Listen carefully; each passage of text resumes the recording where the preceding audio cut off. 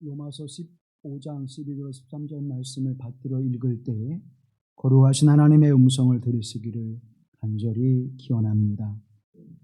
또 이사야가 이르되 이새의 뿔이 곧 열방을 다스리기 위하여 일어나시는 이가 있으리니 열방이 그에게 소망을 두리라 하였느니라. 소망이 하나님이 모든 기쁨과 평강을 믿음 안에서 너에게 충만하게 하사 성령의 능력으로 소망이 넘치게 하시기를 원하노라. 이는 하나님의 말씀입니다.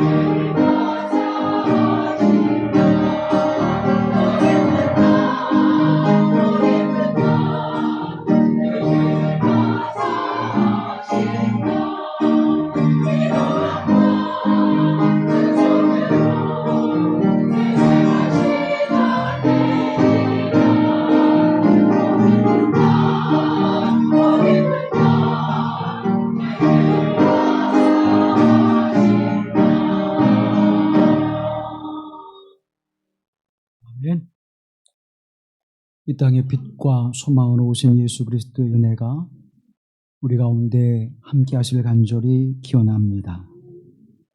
교회력으로는 이제 한 해가 시작이 됩니다. 교회력은 예수 그리스도의 탄생과 이 땅에 오심을 기다리는 절기로 시작이 되어집니다. 그래서 이 4주 동안 주님의 오심을 기다리면서 촛불을 켜게 되는데, 첫 번째 주의 초는 소망, 두 번째는 평화, 세 번째는 기쁨, 네 번째 주일에 켜는 초는 사랑을 상징하고 있습니다. 그리고 성탄절에 이제 흰 초를 킴으로 예수 그리스도의 오심을 우리가 기다리고 또 그 믿음으로 고백하는 절기입니다. 이 땅에 메시아로 오시는 예수 그리스도, 그리고 우리를 구원하셔서 장차 하나님의 거룩한 나라를 이루시고 우리에게 그것을 유업으로 주신 하나님의 은총 가운데 그 소망이, 그 거룩하신 은혜가 우리 안에 가득하게 하시는 거룩한 계절에 더욱 소망의 빛으로 충만한 삶을 사시기를 간절히 기원합니다. 프랑스의 대문호인 빅토르 위고르라고 하는 사람이 나폴레옹의 독재 정치를 비판하고 또 그것에 대항하면서 망명길을 떠났습니다. 그가 쓰고 있던 작품을 이제 출판사에 맡기고 출판을 원하면서 이제 망명을 떠났는데 그 책이 어떻게 되어지는지 궁금해서 출판사에 편지를 썼습니다. 그 편지에는 물음표 하나가 쓰여진 편지를 받게 되죠. 그리고 출판사에서는 빅토르 위고에게 느낌표 하나를 써서 보냈습니다. 세상에서 가장 짧은 편지입니다. 물음표와 느낌표. 무엇을 의미할까요? 빅토르 위고는 출판사에게 이렇게 이야기합니다. 내가 보낸 책의 출판이 어떻게 됐소? 그 반응은 어떻습니까? 하고 물은 거예요. 그랬더니 이 출판사에서 아주 훌륭합니다. 반응이 좋습니다. 우리말로 말하면 대박입니다. 그래서 느낌표를 보낸 거죠. 그 책이 어떤 책인가 하면 우리가 많이 들었던 레미제라블이라고 하는 책입니다. 그 책이 그때 출판이 됐습니다. 세상에 반대로 가장 긴 편지가 있습니다. 1875년 프랑스의 화가인 마르셀 레쿠트라고 하는 사람이 쓴 편지인데 이 편지는 사랑하는 여인에게 보낸 편지입니다. 나는 당신을 사랑합니다. 라고 하는 그 글을 써서 보낸 편지인데 이 마르셀 레쿠트라고 하는 사람의 연인은 듣지 못하는 분이었습니다. 청각장애를 가지고 있었습니다. 그래서 나의 사랑하는 마음을 귀로 들였으면 참 좋을 텐데 그런 마음을 가지고 이제 편지를 쓰기 시작했는데 187만 5천 번을 나는 당신을 사랑합니다. 그렇게 썼습니다. 놀라지도 않는다. 187만 5천 번. 와, 혼자 쓸 수 없기에 그것을 대피라는 대서인을 고용해서 그것을 썼습니다. 그래서 이 마르셀이 나는 당신을 사랑합니다 라고 말하면 이 대서인이 그것을 쓰는 거예요. 그렇게 해서 187만 5천 번을 쓴 거예요. 그래서 이 대서인이 물었어요. 왜 187만 5천 번입니까? 그랬더니 그 해가 1875년 곱하기 1000 하니까 187만 5천 번. 사랑하는 여러분, 듣지 못하는 그 연인이 자기의 사랑하는 그 고백을 드렸으면 하는 그 간절한 마음으로 그 편지를 쓸 때 그 연인은 얼마나 행복하겠습니까? 나는 당신을 사랑합니다. 그 말을 듣는 것만으로도 그 글을 보는 것만으로도 굉장히 행복할 텐데 무려 187만 5천 번이나 수백 페이지에 달하는 편지를 쓸 때에 얼마나 감동이 됐을까요? 어떤 사람은 이렇게 얘기하는 사람도 있을 거예요. 그 고용인을 불러서 쓸 정도면 그 돈으로 프랑스에서 유명한 사땡 그거 사주지 뭘 쓰느라고 그렇게 애썼어. 사랑하는 여러분, 그 편지를 받은 마르셀의 연인은 얼마나 행복할까요? 제가 만약 그런 편지를 받는다면 굉장히 설렐 것입니다.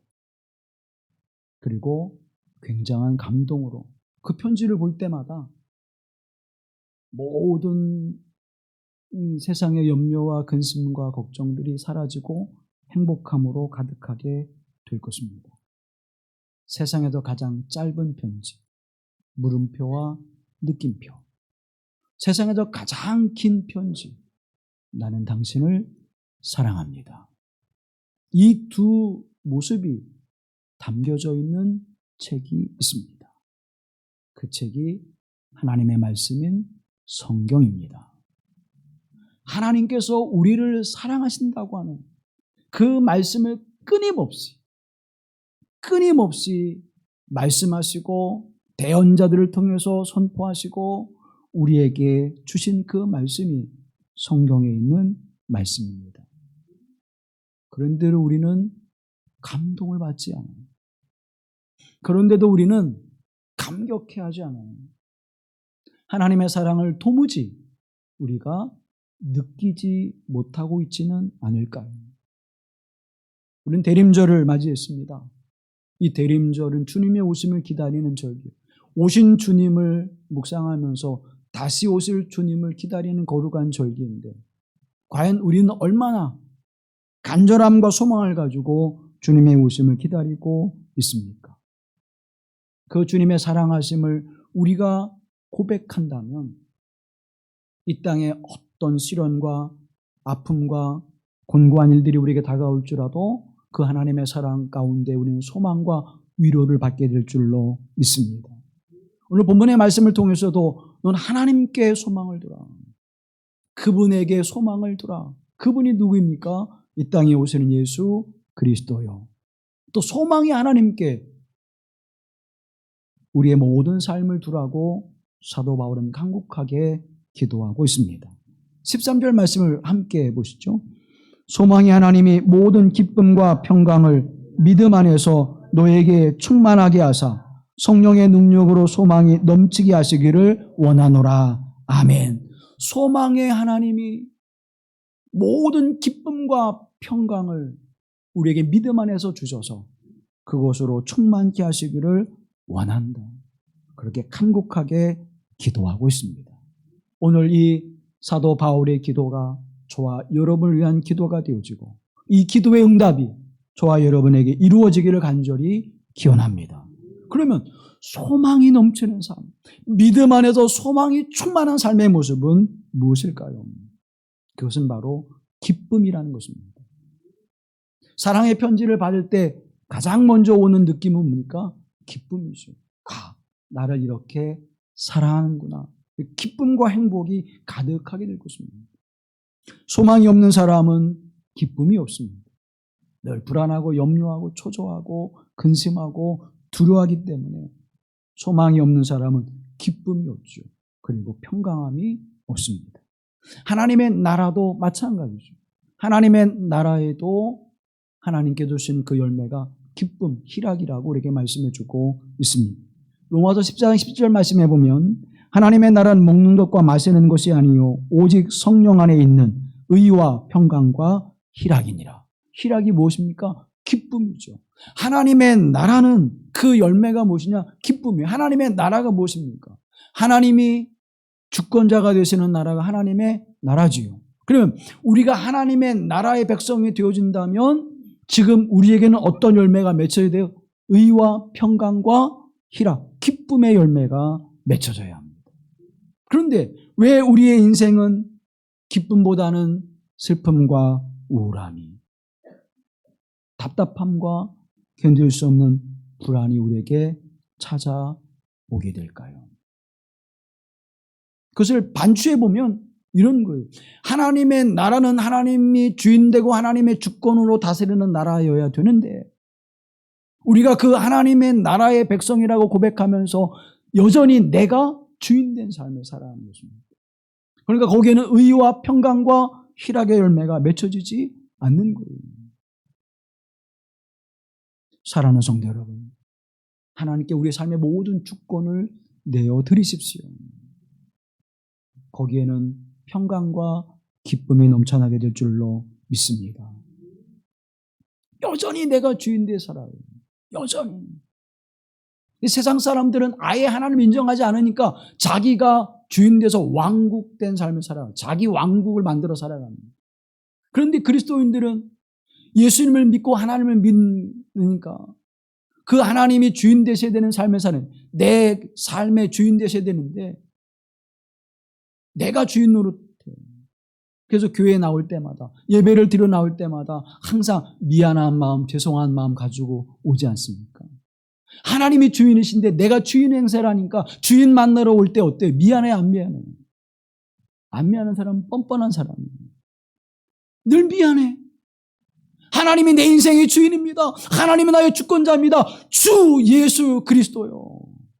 입술로는 그렇게 고백하면서 여전히 내가 주인 되고 살아가는, 교회에 올 때만 되면 진짜 주인이 계신데 내가 주인 노릇 행사했는데 미안해서 어떡하지? 그래서 오자마자 냅대 엎드려가지고 주여 불쌍히 여기소서, 나를 긍휼히 여겨주소서. 근데 진심으로 뉘우치고 주님을 모시고 돌아가면 괜찮은데 그때만 미안해. 그 세상에 나가서는 또 다시 뭐예요? 자기가 주인 노릇해. 옆에 누굴 모시고, 진짜 주인을 모시고. 그러니까 의와 평강과 희락의 삶의 모습이 우리에게 넘쳐나지 않는 것입니다. 오늘 본문의 말씀 앞에 보면 10절로 11절 말씀에 이렇게 말씀합니다. 또 이르되 열방들아 주의 백성과 함께 즐거워하라 하였으며, 또 모든 열방들아 주를 찬양하며 모든 백성들아 그를 찬송하라 하였으며. 모든 사람들과 함께 기뻐하고 찬양을 부르어야 되는데 그 찬송을 우리가 못 부르는, 나도 기쁘고 찬송을 못 부르는데, 기뻐하지 않고 찬송을 못 부르는데 함께 기뻐하고 찬송합시다, 이게 안 되는 거예요. 그리고 이렇게 말씀합니다. 또 이사야가 이르되 이새의 뿔이 곧 열방을 다스리기 위하여 일어나시는 이가 있으리니 열방이 그에게 소망을 두리라 하였느니라. 열방을 다스리기 위하여 일어나시는 이가 있는데 그분으로 말미암아 뭐예요? 그분에게 소망을 두게 됨으로 말미암아 찬송케 되어진다는 거예요. 근데 그분이 나의 주인으로 고백되지 않긴, 내가 그분에게 소망을 두지 아니함으로 말미암아 나는 뭐예요? 찬송할 수 없고 기뻐할 수 없게 되는 거예요. 사랑하는 성도 여러분, 주님을 모시십시오. 열방의 주인으로 오시는 예수 그리스도, 그분이 정말 내 삶과 인생의 주인 되십니다. 이 고백을 하나님 앞에 드릴 간절히 기원합니다. 사도 바울은 빌립보서에서 이렇게 말씀합니다. 4장 4절 말씀에 보면 주 안에서 항상 기뻐하라. 내가 다시 말하노니 기뻐하라. 어디에서? 주 안에서. 하나님께 소망을 둔 자들은 주 안에서 기뻐할 수 있다는 거예요. 사랑하는 성도 여러분, 기쁨이 사라졌습니까?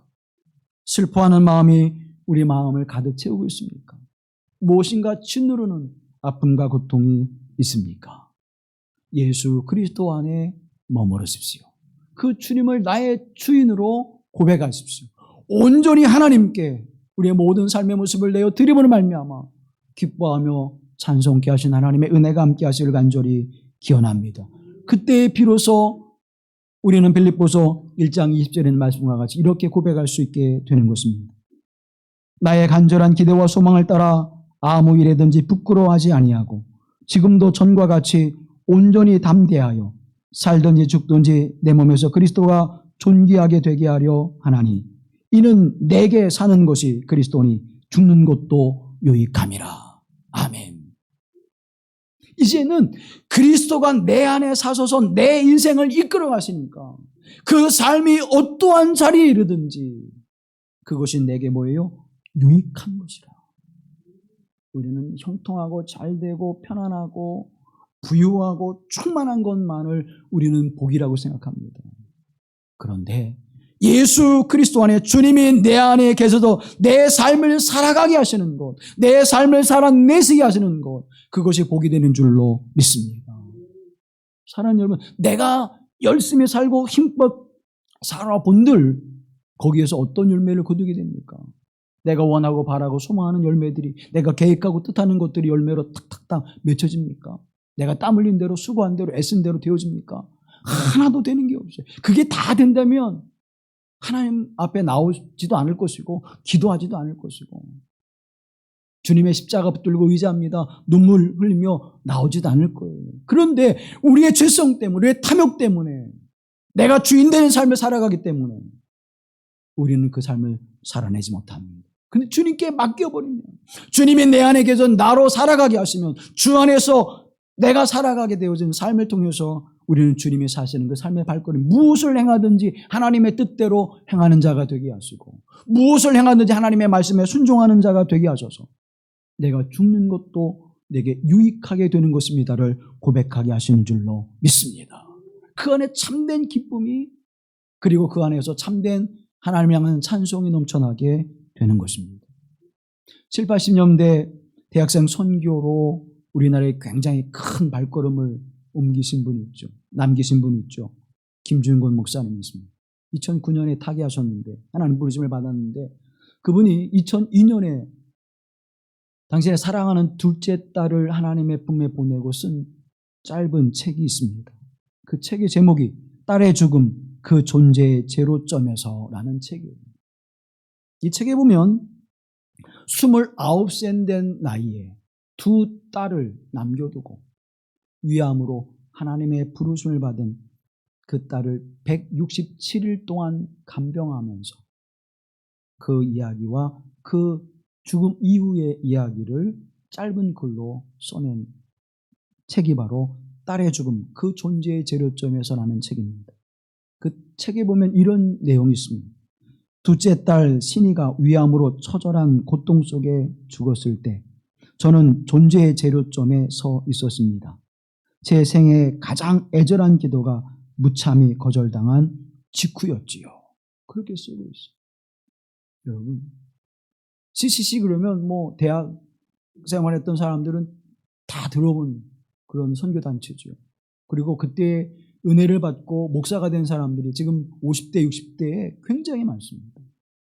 엄청난 영적 영향을 끼쳤어요. 그 이후에도 한국 역사 속에서, 선교 역사 속에 굉장한 발걸음, 북한 선교, 세계 선교, 선교 역사에 굉장한, 그리고 마지막을 아름답게 그렇게 하나님의 품에 보냄을 받은 분이었습니다.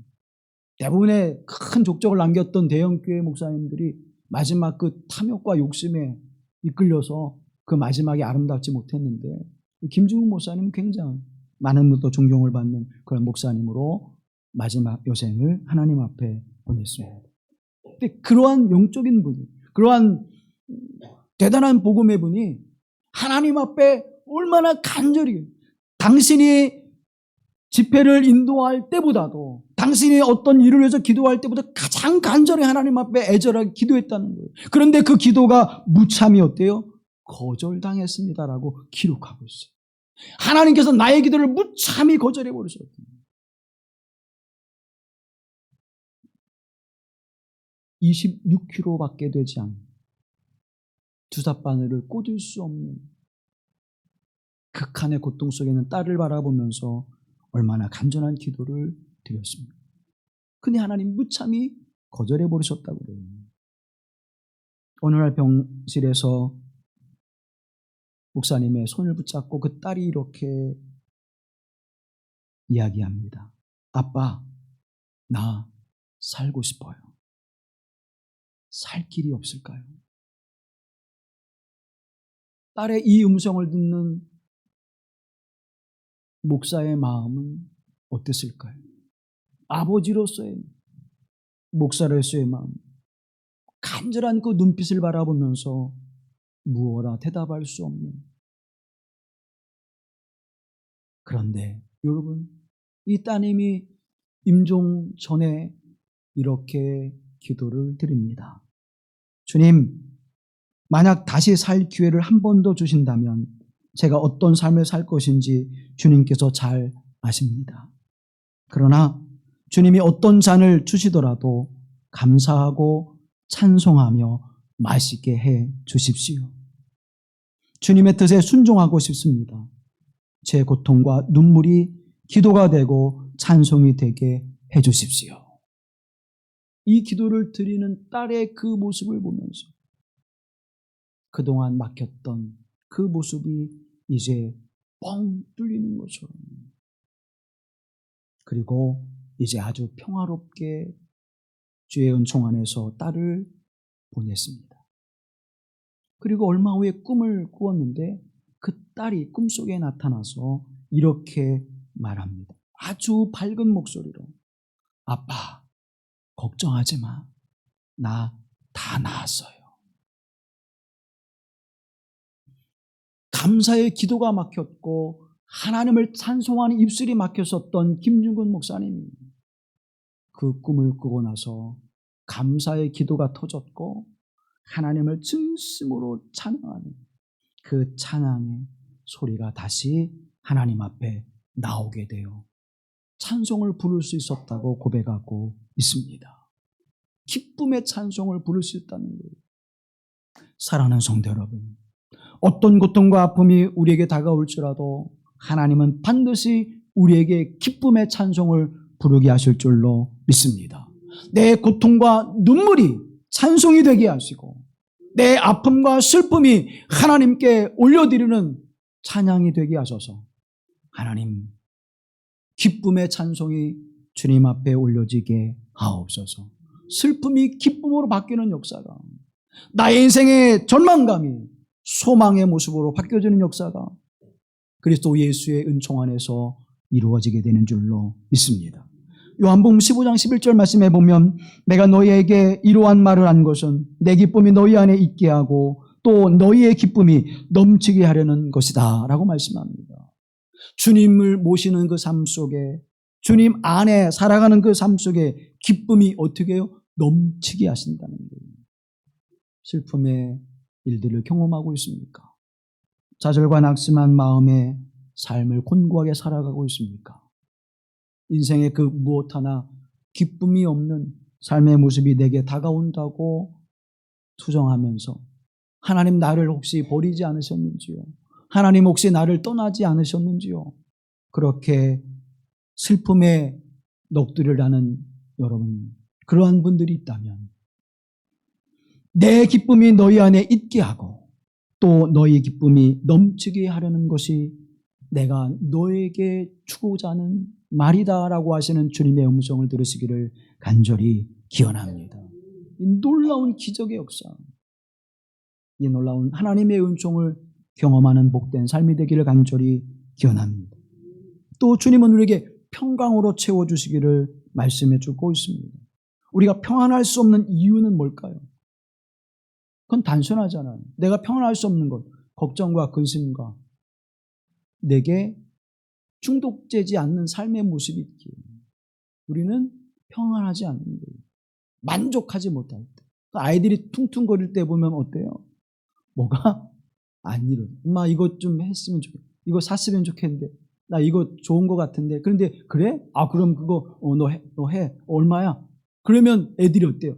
아싸! 그러면서 신바람 날 텐데 너 그거 있잖아. 너 산 것도 놔두고 왜 또 그거 해? 그러면 벌써 어때요? 마음이 그래서 야 밥 먹어 그러면 안 먹어. 이거 맛있다 그러면 뭐가 맛있어? 어떻게 돼요? 짜증을 내고 투정부리 시작해요. 왜 아이들만 그럴까요? 우리 똑같잖아. 짜증내고 투정하고 하나님 앞에 기도했는데 안 들어주고 짜증내고 투정하고 하나님 계시기나 하세요? 사랑하는 여러분, 불안해 뭔가 만족스럽지 못해. 그럼 늘 우리가 아는 평강의 마음이 없어요. 근데 나만 그러면 되는데 이게 어디로 가요? 어디로 가요? 가장 가까운 사람들한테, 남편과 아내, 자녀들에게, 또 친구, 이웃들에게, 교회 와서 교회 공동체 교우들에게 불똥이 튀어요. 사랑하는 성도 여러분, 불안과 짜증과 초조함은 내 마음의 평안을 잃어버린 데서 오는 것입니다. 그런데 이 평안할 수 없는 이유는 어디에 있을까요? 내가 하나님께 모든 것을 맡기고 주님 앞에 살아가는 삶의 여정 속에 내가 온전히 서지 못하기 때문입니다. 믿음에 굳게 서지 못한 까닭이죠. 시편 42편 5절 말씀은 이렇게 말씀합니다. 함께 보시죠. 내 영혼아 내가 어찌하여 낙심하며 어찌하여 내 속에서 불안해하는가. 너는 하나님께 소망을 두라. 그가 나타나 도우심으로 말미암아 내가 여전히 찬송하리로다. 아멘. 찬송이 아무 때나 안 나오잖아요. 기쁨이 있어야, 감사가 있어야 찬송이 나오고. 그래서 하나님께 드려지는 거룩한 주일의 예배는 감사와 찬송의 예배예요. 그런데 그 감사와 찬송의 예배가 될 수 있게 하시는 것은 무엇입니까? 하나님께 소망을 두라. 그가 나타나 도우심으로 말미암아, 하나님의 도우심으로 말미암아 우리에게 찬송을 주신 하나님 되심을 믿습니다. 불안의 순간에도, 위기의 순간에도 하나님 나를 도우셔서 하나님께서 반드시 나에게 유익한 것으로 열매를 거두게 하실 줄로 믿습니다. 이 믿음이 하나님 언약하신 약속의 말씀을 내가 믿습니다. 주님 반드시 우리에게 이 기쁨의 찬송을 올리도록 우리를 인도하심을 내가 믿사오니, 지금 내가 내딛는 이 발걸음이 비록 거친 길을 걸어갈지라도 반드시 하는 이 길 끝에는 하나님께서 평탄한 길로 인도하실 줄로 믿습니다. 영영이 나를 버리신 것이 아니라, 영영이 나를 떠나신 것이 아니라, 내가 믿음 위에서도 주님을 바라볼 수 있도록, 내가 홀로 서서 뚜벅뚜벅 걸어갈 수 있도록 하나님의 나를 지금 경건의 훈련으로 걸어간 하나님의 백성으로 세워가심을 내가 믿습니다. 이 시련의 골짜기를 잘 견디고 나가게 하시고 외로움과 고독함 속에서 주님을 더욱 깊이 만나게 하시는 은혜를 베풀어 주시옵소서. 그 믿음으로 살아갈 때 우리가 불안한 마음이, 불신하는 마음이 사라지게 되고 마음을 굳게 하고 믿음에 굳게 서는 은혜를 입게 될 줄로 믿습니다. 근데 우리 가장 큰 불안, 우리에게 존재론적으로 오는 그 불안은 뭘까요? 그건 죽음이에요. 가장 큰 불안이 죽음이라는 것이죠. 그래서 폴틸리라고 하는 신학자는 이렇게 이야기합니다. 인간 존재의 불안은 근본적으로 비존재에 대한 불안, 곧 죽음으로 우리가 없어질 것에 대한 불안이다. 그렇게 얘기해요. 죽음으로 내가 없어져 버리는 것에 대한 불안. 그런데 여러분, 죽음의 존재에 대한 불안, 이 죽음의 불안은 어떻게 없어집니까? 우리가 많은 것을 쌓아놓고 없어질 수 있을까요? 내가 열심히 건강을 챙기면 없어질까요? 내가 좋은 걸 먹으면 없어질까요? 여러분, 우리가 비존재가 되는 것, 죽음의 존재로 나아가게 되는 것은 그런 것으로 막을 수 있는 것이 아닙니다.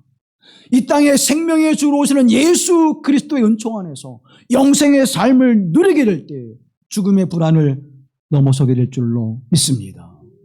아무것도 염려하지 않고 근심하지 않고 하나님 앞에 서게 하시는 은총. 그래서 예수 그리스도를 믿는 자, 그 예수 그리스도를 믿는 자에게 구원을 베풀어 주시고 영생의 삶을 허락하실 때 우리는 죽음을 이기고 죽음으로부터 승리하는 삶을 살아가게 될 줄로 믿습니다.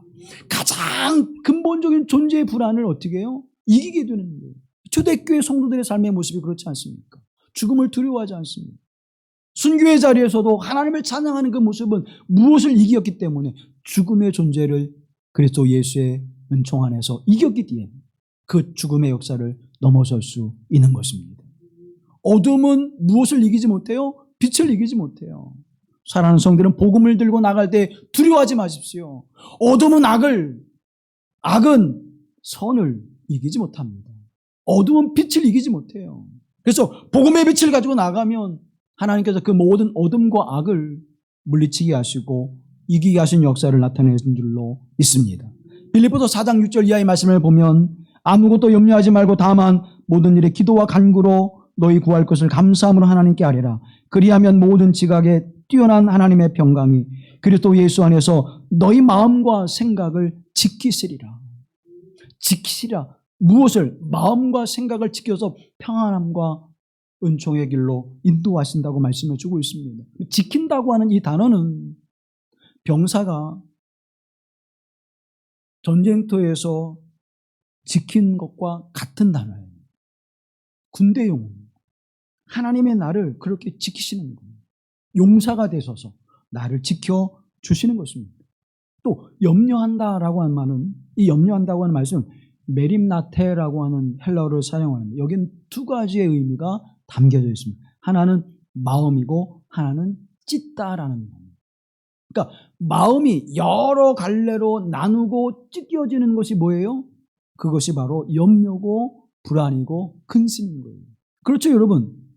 우리가 불안하고 근심이 될 때는 생각들이 어때요? 엄청 많아져.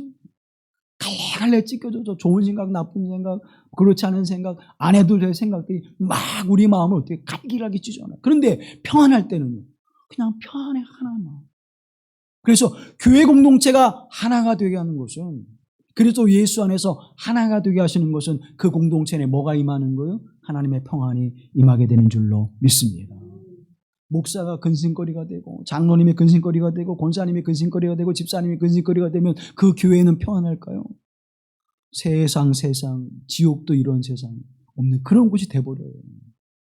사랑하는 성도 여러분, 오직 예수 그리스도가 우리의 마음과 생각을 지켜주실 때에 우리 안에 평안함이 있게 될 줄로 믿습니다. 너희는 그 일을 위하여 기도와 간구로 하나님께 아뢰는 것. 기도와 간구가 무엇입니까?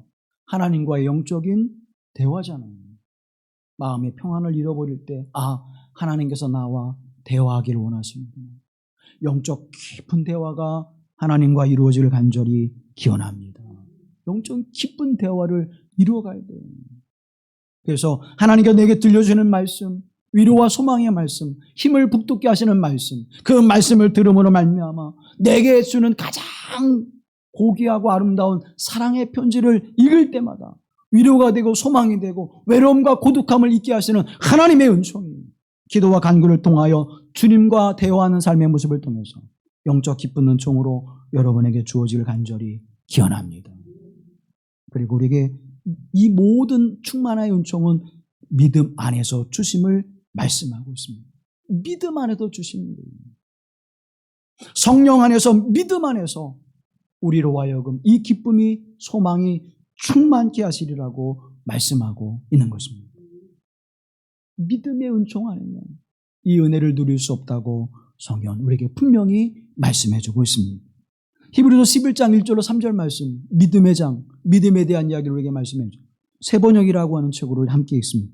믿음은 바라는 것들의 확신이요 보이지 않는 것들의 증거입니다. 선조들은 이 믿음으로 살았기 때문에 훌륭한 사람으로 증인되었습니다. 믿음으로 우리는 세상이 하나님의 말씀으로 지어졌다는 것을 깨닫습니다. 보이는 것은 나타나 있는 것에서 된 것이 아닙니다. 아멘. 보이는 것에서 우리에게 주어지는 것이 아니라 믿음은 하나님에 대한 소망, 그 은총 안에서 기쁨과 평안함의 은총을 누리는데 결국 뭐예요? 믿음의 문제라는 거예요. 믿음이 없으면, 하나님의 말씀을 믿고 의지하여 순종하지 않으면 우리는 어떻게 마음이 흔들리게 되어지는 것입니다. 왜 불안해하십니까? 왜 근심하고 염려하며 포기하며 하나님은 나를 떠나시고 나를 외면해 보신다고 말씀하고 있습니까? 하루에도 12번씩 더 우리의 마음이 왔다 갔다 믿음에 굳게 서지 못하고 하나님에 대한 그 신앙 가운데 굳게 서지 못하고 우리는 불안해하기에 우리의 마음에 기쁨으로 감사함으로 하나님을 찬양하는 그 은혜가 우리에게서 자꾸자꾸 사라지게 되는 것입니다. 사랑하는 성도 여러분, 불안할 때 어떻게 하시죠? 우리가 당황스러운 일을 만나게 될 때 어떻게 합니까? 아이들이 무섭거나 불안하거나 두려워할 때 누구의 품에 파고들어요? 엄마의 품에 파고들어요. 부모의 품에 파고들어요. 그래서 엄마 아빠의 심장 소리를 듣습니다. 그리고 따뜻하게 보호해줘요. 나는 이렇게 우리 부모로부터, 사랑하는 나의 아빠, 엄마로부터 보호를 받는 그런 존재라고 하는 것을 느끼면서 엄마 아빠의 심장 소리를 들으면서 평안을 되찾습니다. 시편 131편에 보면 젖된 아이가 어머니를 바라보고 평안함 같이 내가 주님의 은총 안에서 그 평안함을 누리게 하옵소서 라고 기도하잖아요. 사랑하는 여러분, 기쁨이 사라졌습니까? 소망이 사라졌습니까? 행복한 마음이 내 안에서 새어나가고 있습니까? 불안과 염려와 근심이 내 마음을 여러 갈래로 찢어놓고 있습니까? 주님의 품에 안기십시오. 주님의 품에 더욱 파고들어야 돼요. 그래서 주님의 음성을 듣고 주님의 은총을 누리고 주님의 은혜 안에 살아가길 간절히 기원합니다. 어린아이들이 부모의 품에 안길 때 모든 두려움과 염려가 사라지듯 주님의 품에 파고들어서 그 안에 안길 때 평안함이 넘치고 기쁨이 넘쳐나게 될 줄로 믿습니다. 인류 역사 가운데 가장 학대받는 민족, 그리고 이유 없이 박해를 받았던 민족이 유대 민족이죠. 세계 1차, 2차 대전을 통해서 수많은 사람들의 생명을 잃어버렸습니다. 독일의 쾰른이라고 하는 지방이었는데 이 쾰른의 한 건물에 유대인들이 붙잡혀서 이유 없이 죽어가는 그 자리에서 이런 글을 써 놓았습니다. 태양이 구름에 가려 햇빛을 볼 수 없을 때에도 나는 태양이 있음을 믿는다.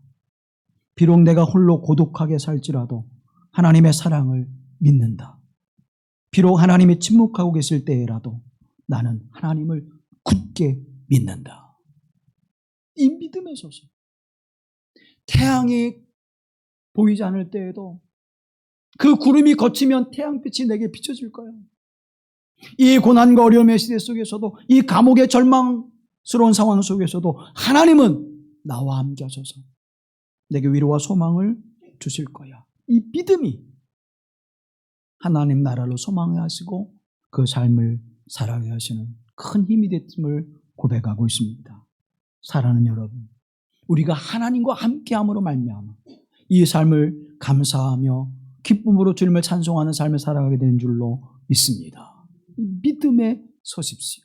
하나님의 말씀, 내가 그 말씀을 믿음으로 고백할 수 있도록 하나님 내게 믿음을 주시옵시고 반석이 되신 예수 그리스도에 굳게 서서 흔들림 없이 하나님 앞에 나아가게 하옵소서. 기도하며 주의 은혜를 소망하실 간절히 기원합니다. 영국 런던에 한 소년이 있었습니다. 이 소년은 가구를 만드는 공장에서 일하는 소년이었어요. 돌봐주는 사람이 없었고 그래서 자신이 일하지 않으면 생명을 보존할 수 있는 길이 없었습니다. 모진 학대와 그리고 어려운 작업 환경 속에서도 한날 한날의 삶을 성실하게 살아갑니다. 그래서 이제는 가구를 만들어낼 수 있는 그 제조업을 할 수 있는 기회가 주어졌어요.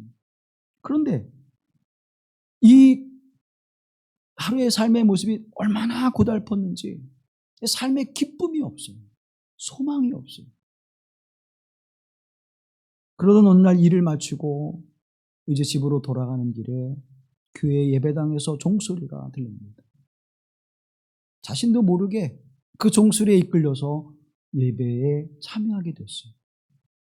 그리고 그 예배당에서 하나님을 믿고 예수를 믿고 있었지만 거기도 진정한 하나님의 은총을 경험하게 되고 예수 그리스도를 만나게 되어집니다. 그리고 모든 것을 접고 이제 하나님의 부르심을 받아 목사의 사역을 이루게 되었습니다. 집회를 가려고 나가는데 연락이 왔어요.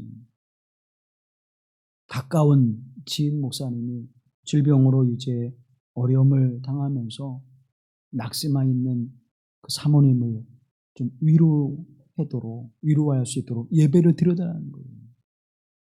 근데 갔는데 뭐라고 전할 말씀이 없는 거예요. 어떻게 위로할지를 모르겠어요. 절망스러운 거예요. 그래서 자신이 그 절망스러울 때 썼었던 글을 그 부인에게 주고 그 글을 노래로 이렇게 부르기 시작합니다. 이 몸의 소망 무엔가 우리 주 예수뿐일세. 우리 주 예수밖에는 믿으리 아주 없도다. 굳건한 반석이시니 그 위에 내가 서리라. 그 위에 내가 서리라.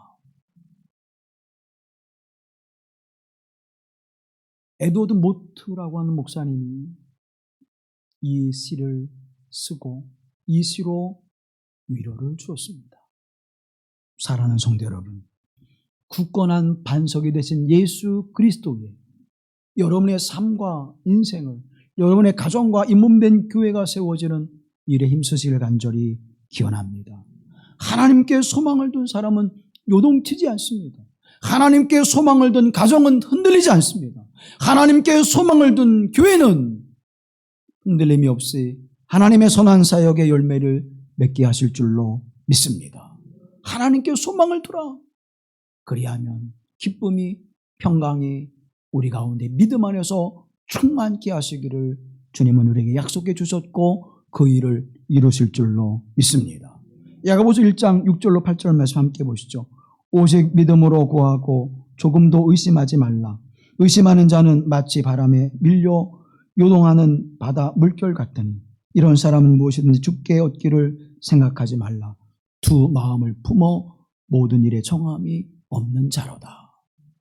두 마음을 품어 정함이 없는 자로다. 마음이 갈라지면 흔들리기도 있고, 흔들리면 우리의 삶이 기쁨과 평안함으로 하나님을 찬송하는 삶의 모습이 사라지게 되어지는 것입니다. 사랑하는 성도 여러분, 우리 주 예수 그리스도의 말씀에 굳게 붙잡아서 그 든든한 반석 위에 서서 소망하며 기쁨으로 하나님을 찬송하는 그 은총이 여러분에게 함께 하실 간절히 기원합니다. 소망과 평강이 넘치게 하신 하나님의 은총이 이 대림절을 맞이하며 주님의 오심을 기다리는 하나님의 사람들에게 가득하시기를 간절히 기원합니다. 자비로우신 하나님, 우리에게 기쁨과 평안의 은총을 충만케 하셔서 하나님의 나라를 소망하는 자가 되게 하옵시고 이 땅의 삶 속에 믿음으로 하나님 앞에 나아가게 하시사 성령 안에서 주시는 이 은혜를 충만히 누리는 자가 되게 하옵소서. 이 거룩하신 하나님의 은총이 오늘 우리로 하나님의 거룩한 백성됨을 온 땅에 증거케 하시고 이 기쁨과 감사의 찬송을 통하여 하나님 백성 되어짐을 온 땅에 증거하는 삶을 살아가게 하옵소서. 우리를 구속하사 구원하신 우리 주 예수 그리스도의 이름으로 기도하옵나이다. 아멘.